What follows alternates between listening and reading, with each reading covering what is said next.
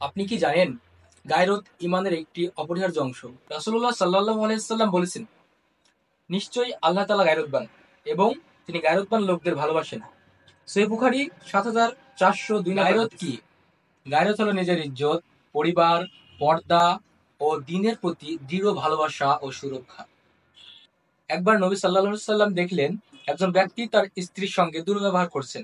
তখন তিনি বললেন, তোমাদের মধ্যে যার গায়রত নেই সে মুনাফিকদের অন্তর্ভুক্ত।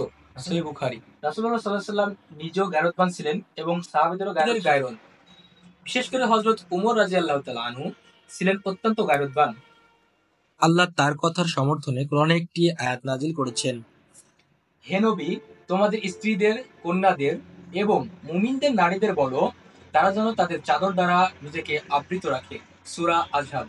সমাজ থেকে যখন গায়রত উঠে যায় তখন অশ্লীলতা, বেহায়াপনা ও অনৈতিকতা ছড়িয়ে পড়ে।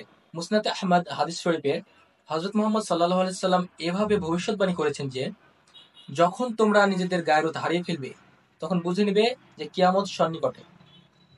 গায়রত রক্ষাতে আমাদের কি করা উচিত? সন্তানদের ইসলামের দ্বীন শিক্ষা দেওয়া, পর্দা ও লজ্জাশীলতা বজায় রাখা, বেহায়াপনা ও গুনহা থেকে দূরে থাকা। সবশেষে একটা কথা বলি, গায়রত শুধু পুরুষদের জন্য নয়, নারী পুরুষ উভয়ের জন্য অত্যন্ত গুরুত্বপূর্ণ।